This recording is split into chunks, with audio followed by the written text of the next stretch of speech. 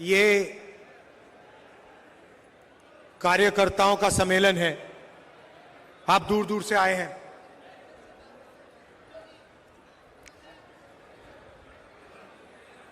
जैसे राजस्थान में रणथंभौर है, रणथंभौर में अगर आप जाएं, आप गए होंगे, तो वहां पे एक शेर को देखने घंटे लग जाते हैं। मतलब ढूंढो उसको, 6-7 घंटे लगते हैं और फिर एक झलक दिखती है, भाग जाता है। आप में से लोग गए होंगे रणथंभौर। यहां पे पहली बार मैंने देखा है कि हजारों बब्बर शेर एक साथ बैठे हुए हैं।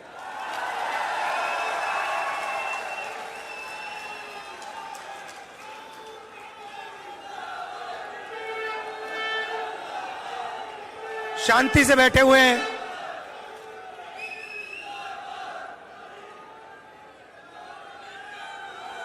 नफरत की बाजार नहीं है, मोहब्बत की दुकान है।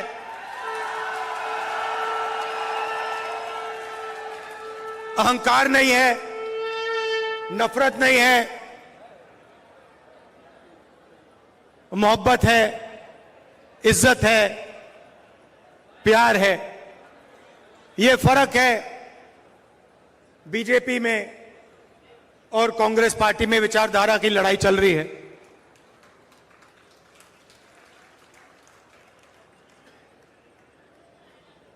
कुछ दिन पहले मैंने पार्लियामेंट में अदानी जी वाला भाषण दे दिया। देखा होगा आपने, पार्लियामेंट में देखा। अब इनकी नई आदत है, वो टीवी ऑफ कर देते हैं। पहले माइक ऑफ करते थे, अब टीवी ऑफ कर देते हैं। तो पता नहीं आप में से सबने देखा या नहीं देखा, मगर बीजेपी वालों ने जरूर देखा।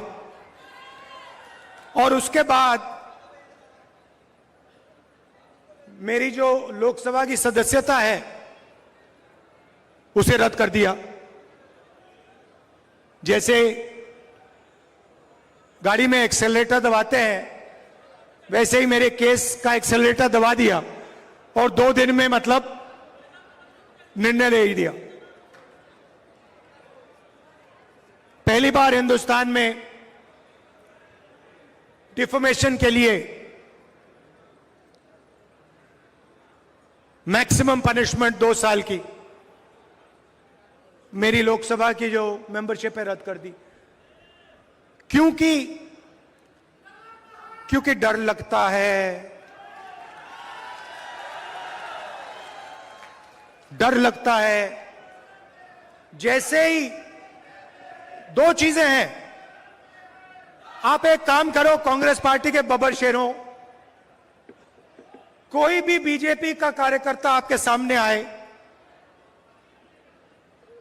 उसके सामने अदानी नाम ले लो, भग जाएगा।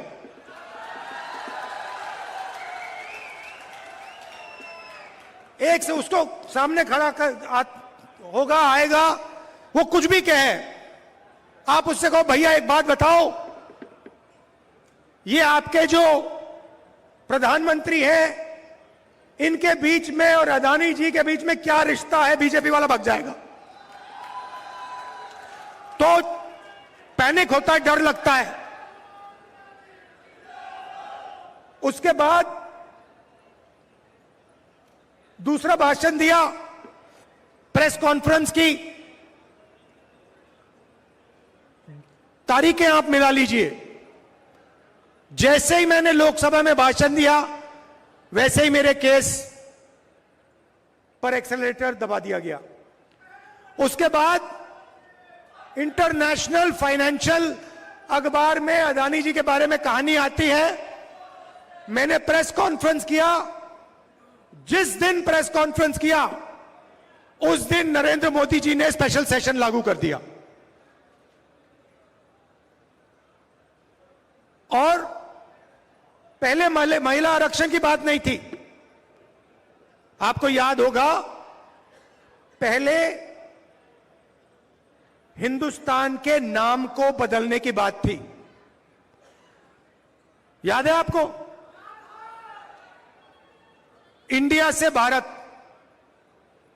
अब पहली बात, कॉन्स्टिट्यूशन में साफ लिखा है इंडिया दैट इज भारत, मतलब दोनों नाम कॉन्स्टिट्यूशन में हैं। मगर ये इन्होंने पहले नया बहाना बनाया, इंडिया वर्सेस भारत। कोई झगड़ा नहीं इंडिया और भारत के बीच में, मगर इन्होंने कोशिश की भैया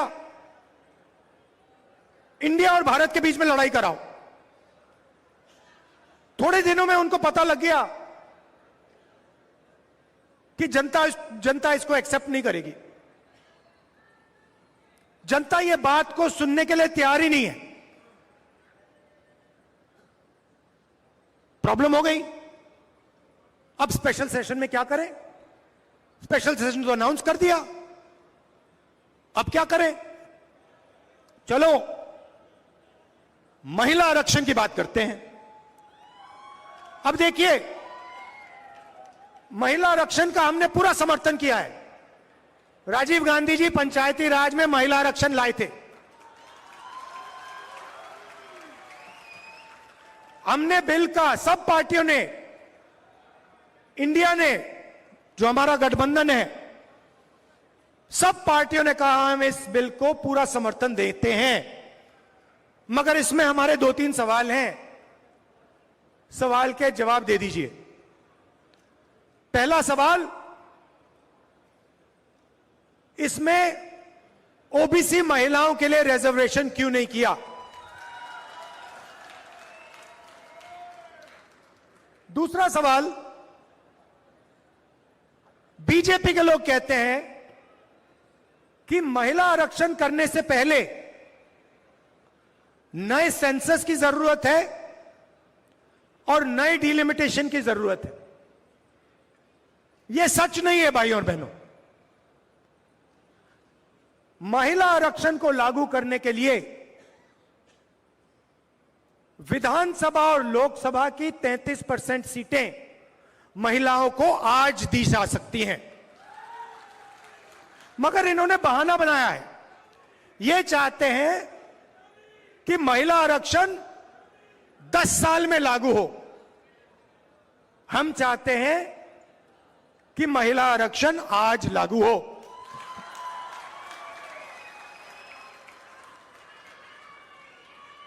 और ओबीसी महिलाओं को महिला आरक्षण का फायदा मिले। अब पार्लियामेंट में मेरा भाषण था, तो भाषण के लिए मैंने थोड़ी रिसर्च की।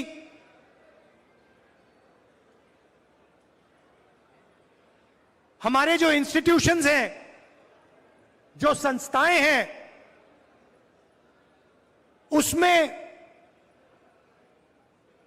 ओबीसी वर्ग की, दलित वर्ग की, आदिवासी वर्ग की क्या भागीदारी है? तो मैंने क्या किया, हिंदुस्तान को 90 लोग चलाते हैं। हिंदुस्तान को, आज के हिंदुस्तान को एमएलए और एमपी नहीं चलाते हैं। आज के हिंदुस्तान को प्रधानमंत्री 90 अफसरों के साथ चलाते हैं। वो कौन है? वो हिंदुस्तान की सरकार के सेक्रेटरीज हैं। हर मिनिस्ट्री को, सेंट्रल मिनिस्ट्री को सेक्रेटरी चलाते हैं। तो मैंने एक बात चेक की कि ये जो लोग, 90 लोग हैं जो हिंदुस्तान की सरकार को चलाते हैं, पूरा का पूरा पावर इनके हाथ में है। हिंदुस्तान किस ओर जाएगा, शिक्षा में क्या निर्णय लिए जाएंगे, स्वास्थ्य में क्या निर्णय लिया जाएंगे, नरेगा का डिजाइन कैसे होगा, भोजन के अधिकार का डिजाइन क्या होगा, ये 90 लोग चुनते हैं, ये डिसाइड करते हैं। तो मैंने सोचा देखता हूं इन 90 लोगों में से नरेंद्र मोदी जी की सरकार में ओबीसी कितने हैं। नरेंद्र मोदी जी 24 घंटा ओबीसी की बात करते हैं। भाइयों और बहनों, आज 90 लोगों में से 3 लोग ओबीसी वर्ग के हैं। 3 लोग ओबीसी वर्ग के हैं। और बात सुनिए, वो 3 लोग हिंदुस्तान के सिर्फ 5% बजट पे निर्णय लेते हैं। मतलब 3 हैं और सरकार में उनकी कोई पावर नहीं है, कोई नहीं सुनता उनकी, उनको कोने में रखा हुआ है।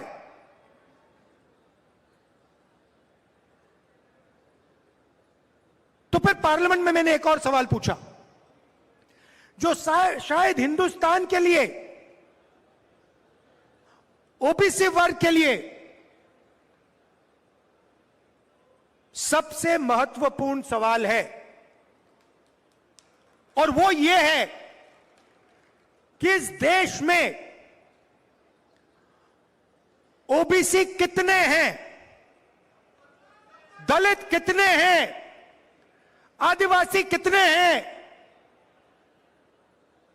कौन से समाज के कितने लोग हैं। और ये सवाल का जवाब सिर्फ कास्ट सेंसस से मिल सकता है।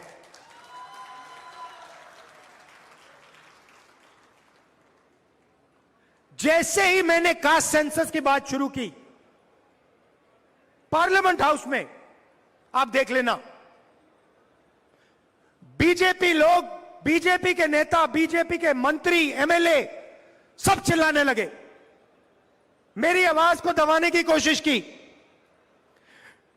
टीवी का कैमरा हिल गया कि देश के ओबीसी को यह पता ना लगे कि हिंदुस्तान की सरकार को जो चलाते हैं, 90 लोग जो चलाते हैं, उनमें से सिर्फ 3 ओबीसी वर्ग से आते हैं।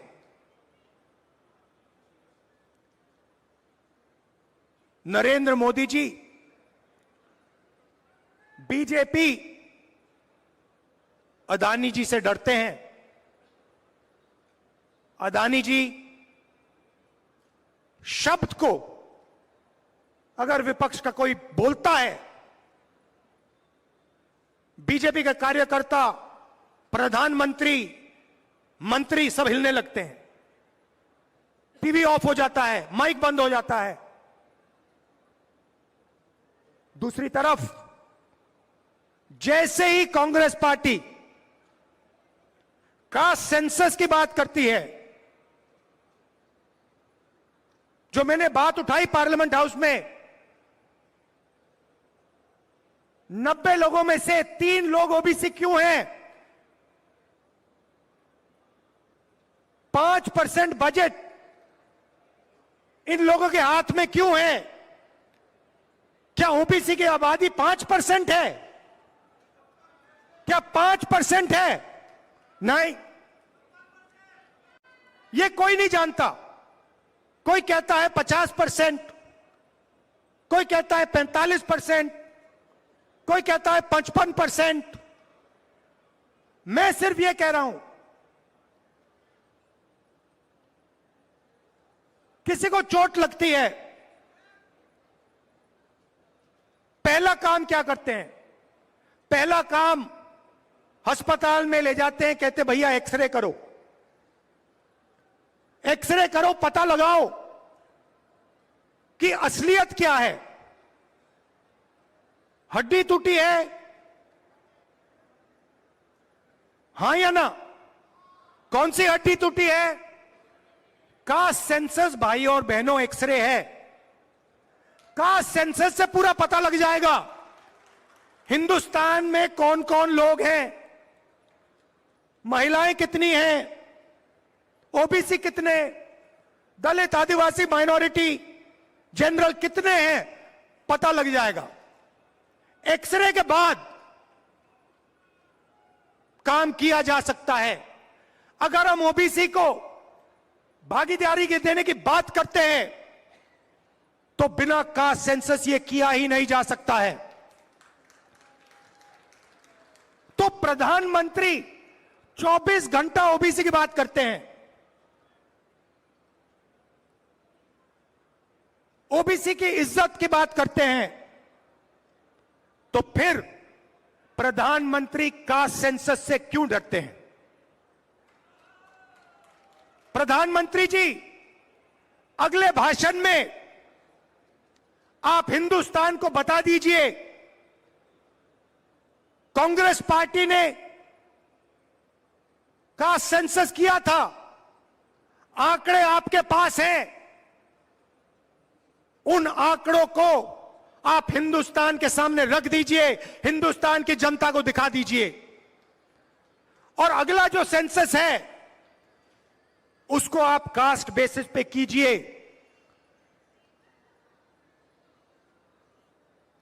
ओबीसी का अपमान मत कीजिए, ओबीसी को धोखा मत दीजिए। अब आप देखना नरेंद्र मोदी जी ना अदानी जी की बात कर सकते हैं और ना ओबीसी सेंसस की बात कर सकते हैं। उनके भाषण देखना आप, आने वाले समय में भाषण देखना, ओबीसी सेंसस पे वो एक शब्द नहीं बोल पाएंगे, आपके सामने आंकड़े नहीं रख पाएंगे, अदानी जी के बारे में एक शब्द नहीं बोल पाएंगे। सच्चाई यह है, यहां पे राजस्थान में हमारी सरकार ने आपसे झूठे वायदे नहीं किए।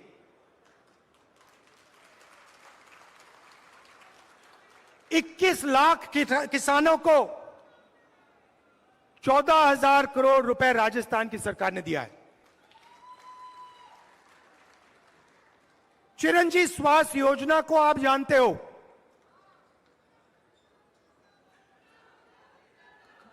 कुछ दिन पहले मैं रेलवे स्टेशन में कुलियों से बात करने गया, उन्होंने मुझे बुलाया, उन्होंने मेरा एक वीडियो देखा और उन्होंने कहा हम आपसे बात करना चाहते हैं। मैं गया उनकी समस्या समझने, उनकी दिल की आवाज को सुनने। मुझे कहते हैं राहुल जी,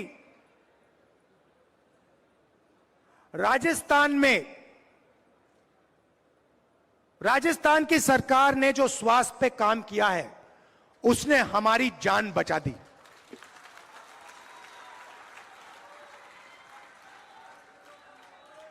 हमारे घुटने खत्म हो गए, हम वजन नहीं उठा पा रहे हैं, राजस्थान की सरकार ने हमारी मदद की, हम ये कभी नहीं भूल सकते। शिक्षा में 3,600 इंग्लिश मीडियम स्कूल हमने खोले हैं। अब आप एक काम कीजिए, मैंने एक काम किया इसलिए मैं बोल रहा हूं आपको। लोकसभा में मैं आपको एक बात बताता हूं, लोकसभा में एक दिन मैंने देखा बीजेपी के एमपी अंग्रेजी के खिलाफ लंबा भाषण दे रहे हैं।